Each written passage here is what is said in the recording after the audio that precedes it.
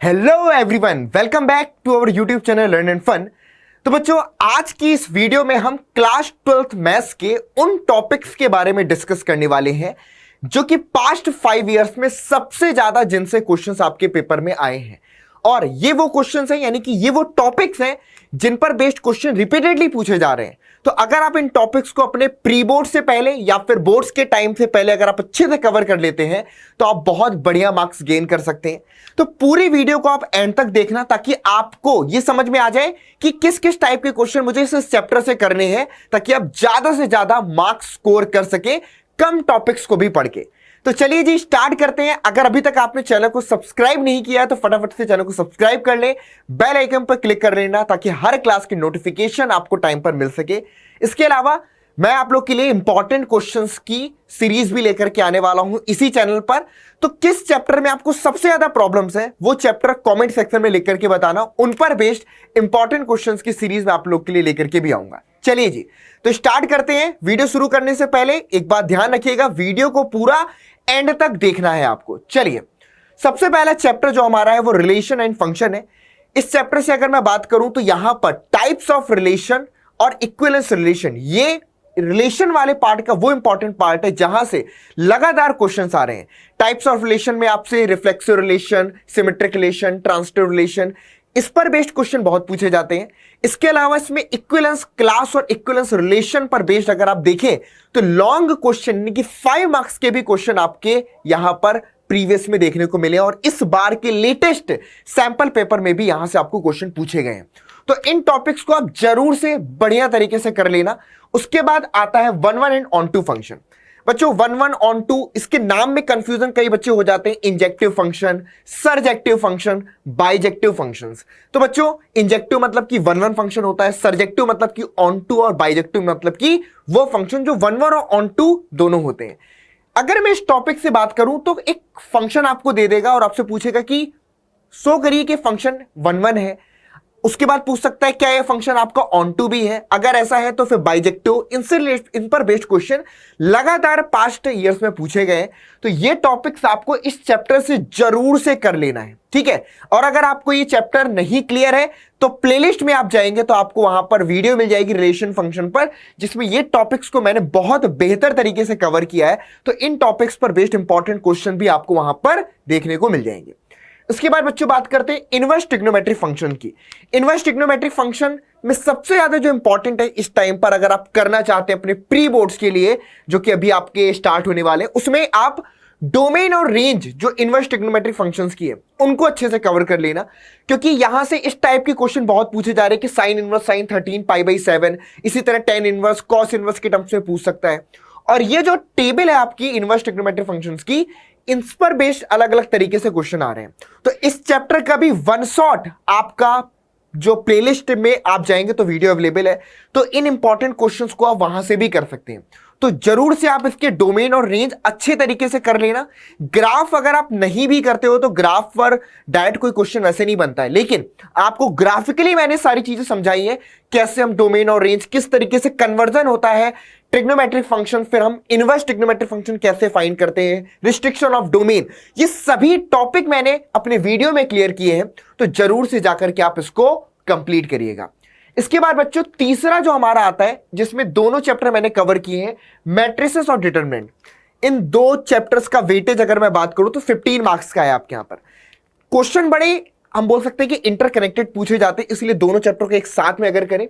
सबसे पहले जैसे टाइप्स ऑफ मैट्रिसेस है, टाइप्स ऑफ मैट्रिसेस में जैसे कि skew symmetric matrices, symmetric matrices, upper triangular, lower triangular matrices, MCQ के फॉर्म पर मल्टीपल चॉइस क्वेश्चन में यहां से क्वेश्चन हर बार एक क्वेश्चन आपका आया है।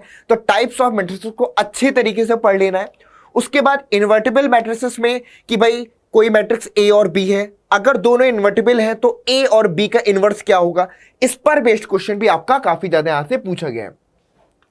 अगर मैं डिटरमिनेंट की बात करूं तो डिटरमिनेंट में यहीं पर आपका सिस्टम ऑफ इक्वेशन हो गया और किसी मैट्रिक्स का इनवर्स फाइंड करना है डिटरमिनेंट की हेल्प से, फिर सिस्टम ऑफ इक्वेशन का सॉल्यूशन निकालना है।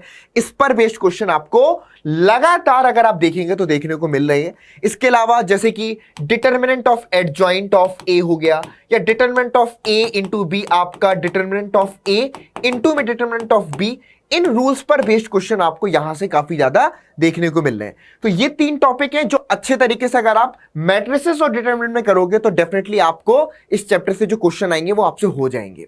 इसके बाद बच्चों बात करते हैं कॉन्टिन्यूटी एंड डिफरेंशियबिलिटी की। सबसे पहली चीज कि ये चैप्टर कैलकुलस का सबसे बेसिक चैप्टर है, यानी कि जहां से कैलकुलस आपकी शुरुआत हो रही है। तो इसमें हमें कोशिश ये करना है कि हम जितने भी टॉपिक है, क्योंकि यहां पर आपका सबसे ज्यादा इंपॉर्टेंट क्या है कि कोई फंक्शन है कॉन्टिन्यूअस है या नहीं, इस पर बेस्ड क्वेश्चन आपसे पूछ लेता है। उसके बाद डेरिवेटिव्स के ढेर सारे फॉर्मूले जिसमें पैरामीट्रिक फॉर्म हो गया, लॉगरिथमिक फंक्शन, एक्सपोनेंशियल फंक्शन, इन सभी के डेरिवेटिव्स इन्वॉल्व हैं। तो इस चैप्टर को मेरा सजेशन है पर्टिकुलर कि आप पूरा करें, लेकिन इसमें से आप जो मीन वैल्यू थ्योरम है, रॉल्स थ्योरम है, उनको छोड़ सकते हैं क्योंकि वो डिलीटेड है, तो उसको आपको पढ़ने की जरूरत नहीं है। उसके अलावा आप एनसीईआरटी एक्सरसाइज के भी अगर पूरे जो मैंने यहां पर ऑलरेडी लिख रखे हैं कि कौन कौन से क्वेश्चन आपको करने हैं, अगर आप इनको भी ठीक तरीके से करते हैं तो ये चैप्टर आपका बढ़िया से हो जाएगा, क्योंकि आने वाले चैप्टर्स में सभी फॉर्मूलाज का इस्तेमाल होगा। तो कॉन्टिन्यूटी एंड डिफरेंशियबिलिटी कोशिश करना है कि इसको पूरा कर लें। क्वेश्चंस यहां से हमको किस टाइप के मिलेंगे, जैसे कि ये जो कुछ क्वेश्चंस है ये काफी ज्यादा पूछे गए हैं कि भाई आपको एक फंक्शन दे दिया, कॉन्टिन्यूअस बोल दिया, आपको के की वैल्यू पूछ रहा है। इस तरीके के अगर आप इस बार के सैंपल पेपर को देखें या प्रीवियस ईयर के क्वेश्चंस को भी देखेंगे तो आपको ऐसे क्वेश्चन मिलेंगे। इसके अलावा डबल डेरिवेटिव है, इन सभी पर बेस्ड क्वेश्चन आपको 1 मार्क या 2 मार्क्स के देखने को मिलते हैं। तो कॉन्टिन्यूटी डिफरेंशियबिलिटी वाला चैप्टर पूरा पढ़ लेना, क्योंकि इसका यूज आगे पर हर एक चैप्टर में पढ़ने वाला जो भी आप कैलकुलस के पढ़ोगे। इसके बाद बच्चों एप्लीकेशन ऑफ डेरिवेटिव में बात करूं, रेट ऑफ चेंज, इससे आपको एक क्वेश्चन देखने को मिलेगा जो कि 2 मार्क्स का पूछ सकता है, ठीक है। लेकिन सबसे ज्यादा जो यहां पर इंपॉर्टेंट है वो है आपका इंक्रीजिंग और डिक्रीजिंग फंक्शन और उसके बाद मैक्सिमा मिनिमा। बच्चों ये जो टॉपिक अगर आपने अच्छे तरीके से कवर कर लिया, जिसमें अगर आप देखेंगे तो केस बेस्ड क्वेश्चन भी आपके पूछे जा रहे हैं। मैक्सिमा मिनिमा में कि आपके पास एक सिलेंडर है, एक सिलेंडर के अंदर एक कोन आपने रख दिया है, कोन के अंदर एक मैक्सिमम वॉल्यूम का सिलेंडर रखा जा सकता है। इस पर बेस्ड जो क्वेश्चंस होते हैं ये आपके एप्लीकेशन पर बेस्ड बहुत ज्यादा पूछे जाते हैं। तो ये 2 टॉपिक है, इंक्रीजिंग एंड डिक्रीजिंग फंक्शन और मैक्सिमम मिनिमा, इनको बहुत अच्छे तरीके से आप कर लीजिए क्योंकि ये टॉपिक जरूर से आपको देखने को मिलेंगे। उसके बाद इंटीग्रल्स की बच्चों में बात करूं तो वैसे तो इंटीग्रल्स का चैप्टर काफी बड़ा है और ऑब्वियस सी बात है कि इस चैप्टर में भी आपको इंटीग्रल्स के ढेर सारे फॉर्मूलाज हैं, तो वो फॉर्मूले आपको याद होना जरूरी है। इसके लिए आपको हर एक एक्सरसाइज के क्वेश्चंस को अच्छे से सॉल्व करना पड़ेगा, प्रैक्टिस करना पड़ेगा। लेकिन एक चीज जो मैंने बहुत ज्यादा ऑब्जर्व किया वो ये है कि जो इंडेफिनिट इंटीग्रेशन है और जो डेफिनिट इंटीग्रेशन है इसका इक्वली वेटेज देखने को मिलता है। तो आप कोशिश करें कि डेफिनेट इंटीग्रेशन वाले पोर्शन में जिसमें आपकी 2 से 3 एक्सरसाइज आती हैं उनके क्वेश्चंस को ज्यादा बेहतर तरीके से कर लेना, क्योंकि इक्वली वेटेज रखते हैं, जहां पर 5 to 6 एक्सरसाइज केवल इंडेफिनिट इंटीग्रेशन की है। तो बच्चों यहां पर ये चीजें आपको जरूर से करना है। उसके अलावा कुछ सप्लीमेंट्री एक्सरसाइज के जो क्वेश्चंस हैं उनको आप छोड़ भी सकते हैं। यहां पर मैंने डिलीटेड टॉपिक भी लिख रखा है जिसको आप छोड़ दें क्योंकि वो आपके सिलेबस में नहीं है, लेकिन हाँ बाकी सभी अच्छे तरीके से करना। और डेफिनेट इंटीग्रेशन इसमें बहुत ज्यादा इंपॉर्टेंट है, उसकी प्रॉपर्टीज भी क्वेश्चंस आपको डेफिनेटली देखने को मिलेंगे ही मिलेंगे। इसके बाद एप्लीकेशन ऑफ इंटीग्रल्स में एरिया ऑफ सर्किल, ठीक है। आप सोचोगे कि एरिया ऑफ सर्किल पर भी डायरेक्ट क्वेश्चन नहीं आएगा, लेकिन एरिया ऑफ सर्किल और एक लाइन, इनके बीच में जो एरिया बनता है इस पर बेस्ड क्वेश्चन काफी ज्यादा पूछा जा रहा है। इलिप्स और एक लाइन के बीच में एरिया काफी ज्यादा पूछा जा रहा है। तो बच्चों एरिया बिटवीन, अगर मैं एरिया ऑफ इलिप्स की बात करूं, area between parabola and line, अगर आप एनसीईआरटी एक्सरसाइज भी उठा के देखोगे तो उसमें जितने भी क्वेश्चन पैराबोला और लाइन के बीच में बनने वाला जो एरिया है, रीजन है, उस पर बेस्ड जो भी क्वेश्चन है वो बहुत इंपॉर्टेंट है, क्योंकि वो क्वेश्चन लगातार आपके प्रीवियस में पूछे जा रहे हैं। एरिया बिटवीन 2 कर्व्स आप पूरी तरीके से छोड़ देना, क्योंकि 2 अलग अलग कर्व्स हैं उनके बीच के एरिया, ये टॉपिक डिलीटेड है, इस पर बेस्ड क्वेश्चन नहीं आपको देखने को मिलेगा। तो ये टॉपिक है जिनको अच्छे से आप कर लेना, क्योंकि ये काफी इंपॉर्टेंट है, ठीक है बच्चों। इसके बाद बात करते हैं डिफरेंशियल इक्वेशंस पर। डिफरेंशियल इक्वेशन में बच्चों ऑर्डर एंड डिग्री पर आपको मल्टीपल चॉइस क्वेश्चन में देखने को मिलेंगे। उसके बाद ये जो methods of solution of differential equation, जिसमें वेरिएबल सेपरेबल है, होमोजीनियस डिफरेंशियल इक्वेशन है, differential equation of first order and first degree, ये आपस में भी काफी ज्यादा इंटरकनेक्टेड है, क्योंकि वेरिएबल सेपरेबल ऑलमोस्ट हर क्वेश्चंस में कहीं ना कहीं पर आपका अप्लाई होता ही होता है। चाहे आप होमोजीनियस डिफरेंशियल इक्वेशन को सॉल्व कर रहे हो या फिर आप नॉर्मली वेरिएबल सेपरेबल पर बेस्ड है। तो इन क्वेश्चंस की आप अच्छे तरीके से प्रैक्टिस कर लेना। Differential equation of first order and first degree, ये टॉपिक अगर मैं बात करूं उसमें दो टाइप के क्वेश्चन पूछे जाते हैं। एक है जैसे कि आपका dy अपॉन dx प्लस में py इक्वल टू q, इस फॉर्म का एक फर्स्ट ऑर्डर फर्स्ट डिग्री का डिफरेंशियल इक्वेशन है। दूसरा आपके पास dx अपॉन में dy प्लस में आपके पास px इक्वल टू q, ये दूसरा टाइप का है। इन पर बेस्ड क्वेश्चन भी आपको इस बार देखने को मिलेगा ही मिलेगा। तो differential equation of first order first degree को थोड़ा सा ज्यादा बेटर तरीके से कर लेना, क्योंकि एक क्वेश्चन गारंटीड यहां से आपको मिलेगा ही मिलेगा। उसके अलावा डिफरेंशियल इक्वेशन का फॉर्मेशन आप पूरी तरीके से छोड़ सकते हो, ठीक है। अगर आप फॉर्मेशन की बात करें तो फॉर्मेशन आप छोड़ देना, क्योंकि वो डिलीटेड है, तो उसको करके अभी यहां पर फायदा नहीं है। आप इन टॉपिक्स को डिफरेंशियल इक्वेशन के कर लेना, ये ज्यादा आपको हेल्पफुल होंगे। उसके बाद बच्चों बात करते हैं वेक्टर अलजेब्रा में। वेक्टर अलजेब्रा में डायरेक्शन कोसाइन और डायरेक्शन रेशियो, जिसमें एक रिलेशन बहुत इंपॉर्टेंट है, वो है आपका L square plus M square plus N square equal to 1। इस पर बेस्ड क्वेश्चन कि X axis Y axis Z axis के साथ इक्वली एंगल इंक्लाइन करता है, ऐसे क्वेश्चंस अगर आप देखें तो प्रीवियस ईयर्स में और सैंपल पेपर में भी आपको देखने को मिले हैं। तो डायरेक्शन कोसाइन और डायरेक्शन रेशियो वाला टॉपिक अच्छे से करना है। उसके बाद एंगल बिटवीन टू वेक्टर्स, जिसमें हम डॉट प्रोडक्ट का भी इस्तेमाल कर सकते हैं और क्रॉस प्रोडक्ट का भी इस्तेमाल कर सकते हैं। उसके बाद प्रोजेक्शन ऑफ वेक्टर, ये टॉपिक बहुत इंपॉर्टेंट है, ठीक है। इस पर बेस्ड आपको क्वेश्चन मिलेगा ही मिलेगा, चाहे क्वेश्चन वो 1 मार्क्स का क्यों ना है, लेकिन एक क्वेश्चन गारंटीड है कि प्रोजेक्शन ऑफ वेक्टर पर बेस्ड आपको मिलता ही मिलता है। उसके बाद परपेंडिकुलर एंड ऑर्थोगोनल वेक्टर्स, वैसे परपेंडिकुलर और ऑर्थोगोनल वेक्टर्स मतलब सेम ही मतलब है, इनका अलग नहीं लगा सकते। परपेंडिकुलर बोले या ऑर्थोगोनल बोले, इनका मीनिंग सेम है। तो परपेंडिकुलर वेक्टर्स निकालना है या दो वेक्टर से वो परपेंडिकुलर है, तो a डॉट बी इनका क्या होगा, 0 होगा।